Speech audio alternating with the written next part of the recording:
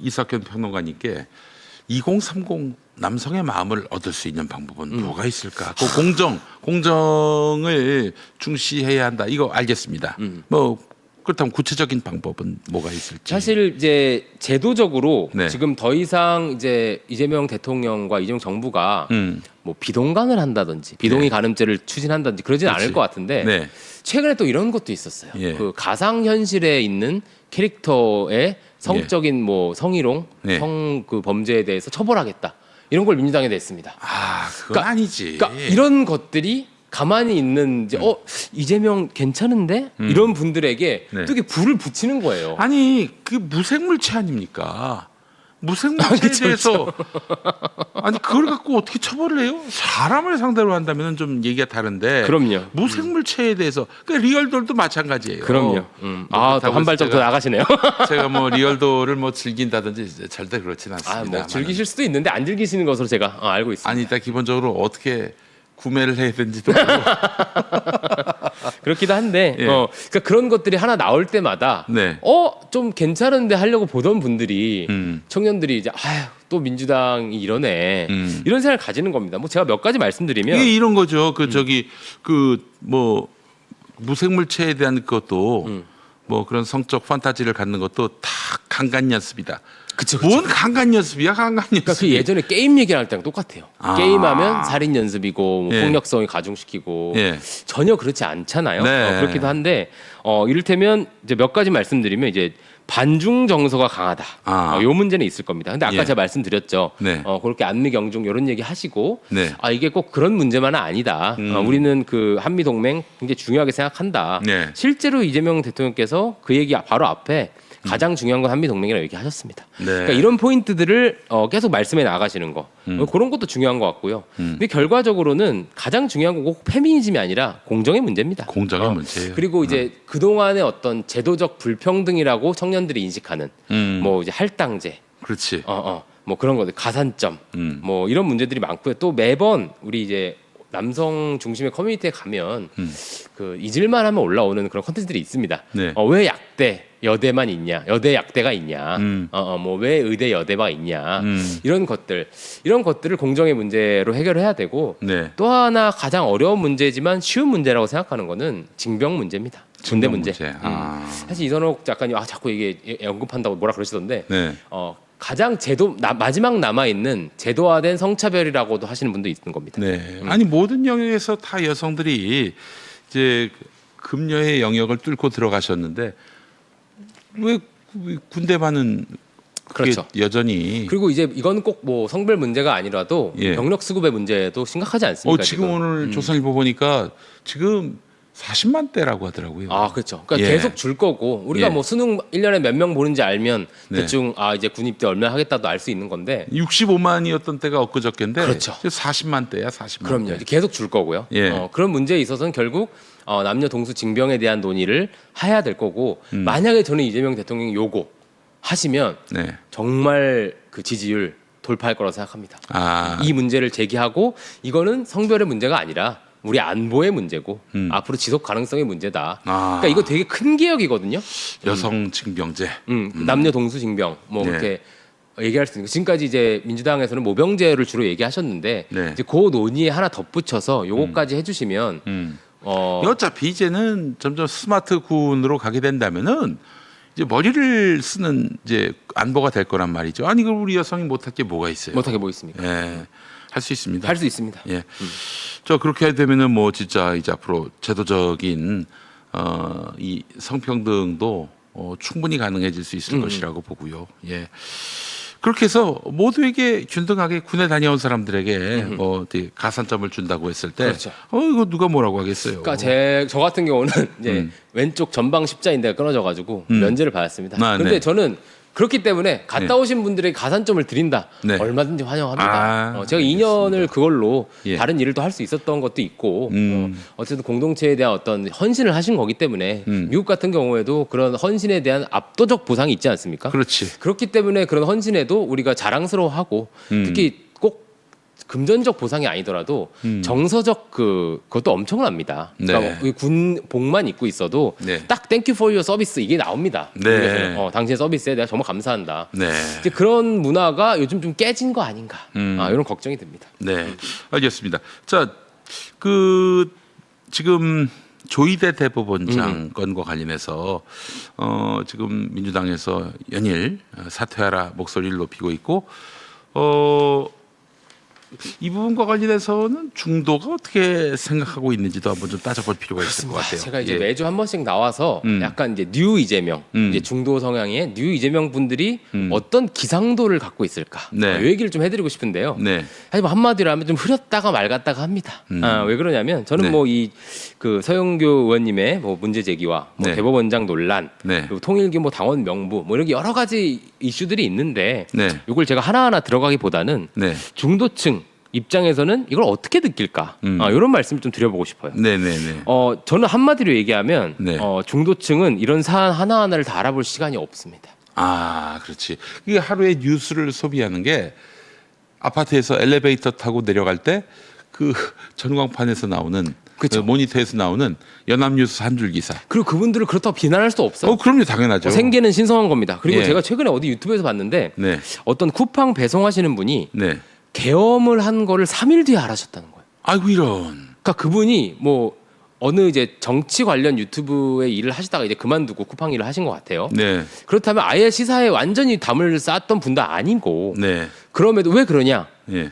정치 뉴스를 일단 평소에 싫어서 안 보지만 네. 일하느라 너무 바쁘다는 거예요. 그렇지. 들어가서 쉬기도 바쁘고. 그럴 수 있어요. 그러니까 이게 얼마나 우리 정치가 이제 고관여청 중심 위주로 가는가에 대한 좀 그런데 걱정이 또 듭니다. 이제 가끔 음식 시키는 분들 음식을 제가 시키면은 이제 배달 오시는 분들 있잖아요. 그분들을 이제 만나면은 저한테 아는 척 해주시는 분도 꽤 많이 계세요. 본인 인지도에 대한 자랑을. 아니 그런 건 아니고 아니 나 같은 이제 하바리 유튜버까지 아유, 알아보실 88만이 어떻게 하발입니까? 상당히 이제 좀 고관여층이 아니겠는가 우리 배달하시는 노동자분들도 그런 생각을 해봤어요. 그렇죠. 예. 근데 제가 여기서 드리고 싶은 말씀은 이 네. 중도층이 정치적 의사를 밝히는 방식이 좀 다릅니다. 아 그래요. 그러니까 어떤 거냐면요. 어떻게?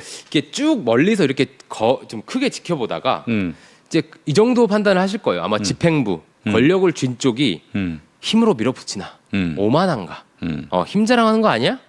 이런 이제 총체적 평가를 하십니다. 아유 그게 사실 힘들어요. 그쵸. 진짜 뭐 개혁의 의지를 갖고 밀어붙이는 건데 국민들이 오해를 해서 그럴 수도 힘자랑한다, 있고요. 권력을 남용한다 이렇게 이해를 해버리면은 근데 그렇게 오해받지 않도록 해야 되는 게 중요한 건데. 그렇지. 이제 그러다가 예. 큰 선거에서 한 방에 딱 심판해 보시는 거예요. 아, 너는 오만했어, 아웃.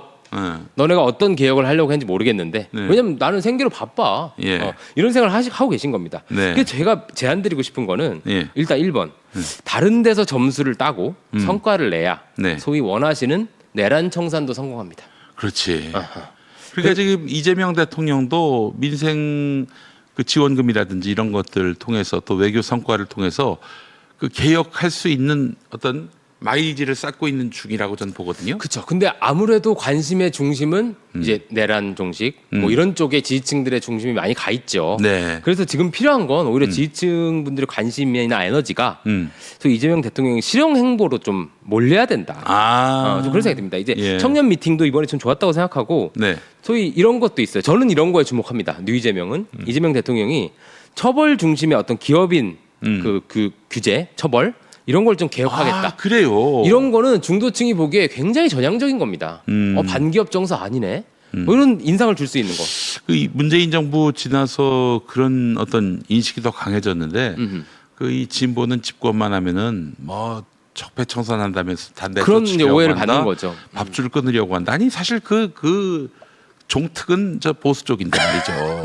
그렇잖아요. 종특까지야. 종특이지. 걔네들은 여기 고양시장 이동환 이 양반 같은 경우는 아주 뭐 민주당 쪽에 가까운 인사들이라면은 지원금이 한 푼도 나가지 않도록 하기 위해서 지를 쓴다는 그런 인상을 받았어요. 그러니까 제가 어떤 생각이 드냐면 예. 예전에 문재인 정부 때도 초반에 검찰 개혁에 대한 여론이 굉장히 높았습니다. 여론조사하면 거의 7~80% 나왔습니다.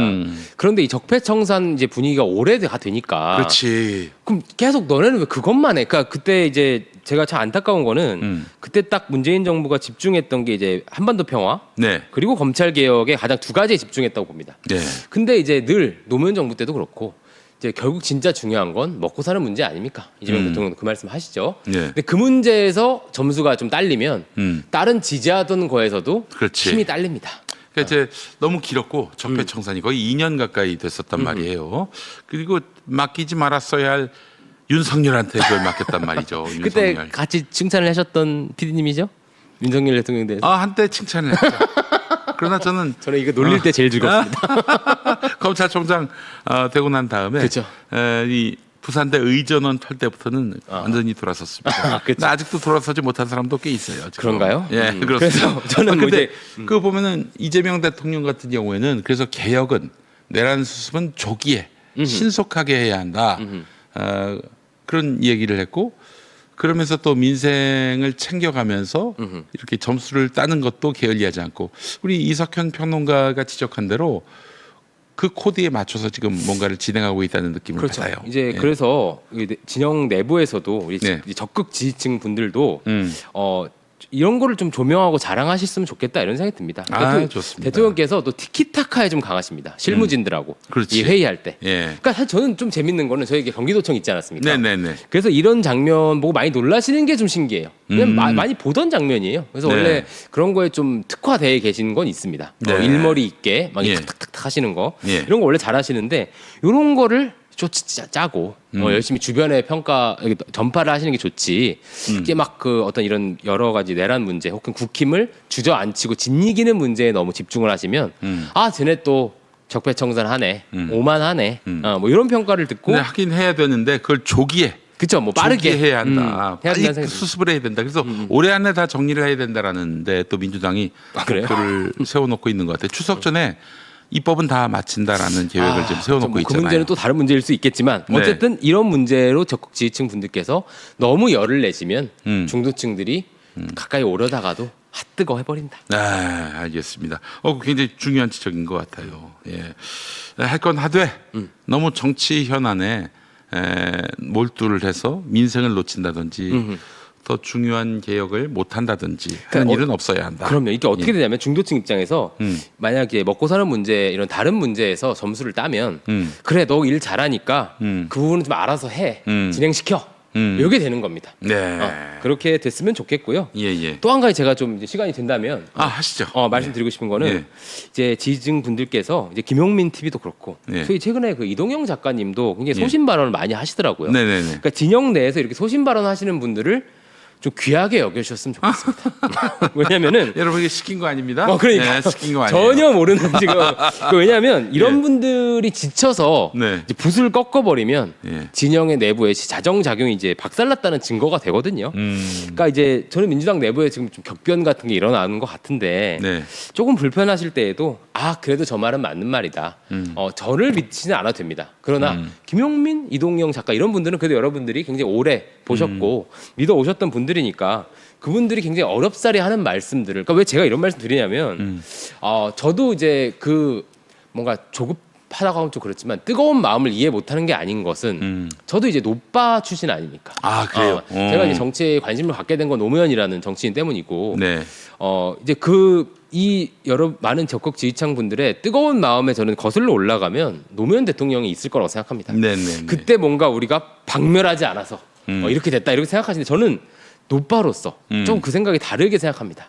만약에 그 상대를 박멸했다면 지지율이 더 일찍 깨졌을 거고요. 네. 그 노무현 대통령의 레거시라고 할 수 있는 이제 FTA나 한미 FTA나 남북 정상회담 이런 거 못 하셨을 거라고 생각해요. 네. 그럼 어떻게 하자는 거냐? 이런 지금 문제가 돌이켜 보면은 저렇게 그 트럼프가 관세 갖고 장난을 치는 거 보면은 한미 FTA가 옳았다는 생각도 하게 그럼요. 됩니다. 그건 선녀입니다. 그리고 예. 저는 뭐 중도 보수 입장에서 정규 선생님도 그때 막 FTA 찬성 TV 토론 엄청 하고 다니시지 않았습니까? 예. 저는 그거 굉장히 탁월한 해안이었다고 생각합니다. 예. 그러니까 제가 걱정하는 거는 이렇게 바짝 밀어붙여서 개혁을 하면요. 예. 또 아까 말씀드린 대로 그 눈이 오만하다 그러고 또 한번 그 정권이 교체돼 버려요. 심판을 그렇지. 받아요. 그러면 또 도돌이표 됩니다. 정말 끔찍한 일이에요. 그럼요. 정권이 다시 저쪽으로 넘어간다는 것은 그거 막아야 됩니다. 막아야 무슨 일이 되려면 있어도. 최대한 설득해서 우리 편을 늘려서 최소 60%가 동의하는 개혁을 저는 해야 된다. 그러면 나중에 가서도 쉽게 흔들리지 않습니다. 그렇지. 나중에 정권이 바뀌더라도 네. 이 개혁은 60%가 그때 압도적으로 동의했던 개혁이기 때문에 쉽게 바뀌지 않는다. 이런 그 확실한 축이 되는 거죠. 우리가 가장 좋아하는 개혁이라고 하는 것이 개혁이 일단 입법적으로 완성이 됐는데 입법이라고 하는 건 얼마든지 엎어질 수 있는 거란 말이죠. 그렇죠. 국민들의 강력한 지지가 있으면 그럼요. 그러면 이제 사실은 이걸 다시 원래 회기를 못 시킨단 말이에요. 대표적으로 이제 노무현 정부 때 혁신도시 정책, 그러니까 공기업 지방이전, 이거 다시 공기업을 서울로 못 하잖아요. 뭐 가격도 많이 올랐지만은 일단 공기업이 내려갔는데 거기서 또 철수한다? 지역 주민들이 가만히 있겠습니까? 지역 주민도 그렇고 이제 어떤 정책이든 딱 그걸 역진시키려고 했을 때 야 그건 아니야. 우리가 옛날 동의했던 거야. 예. 60%가 동의했던 70%가 동의했던 거야. 이렇게 되면 그걸 바꿀 수가 없어요. 사실 그게 중요하고 그렇게 해야 오래가는 변화입니다. 오래가는 혁신이고 저는 그런 것들을 이제 실용 정부가 이재명 정부가 좀 만들어 나갔으면 좋겠다 이런 생각이 듭니다. 알겠습니다. 뭐 얘기 나온 김에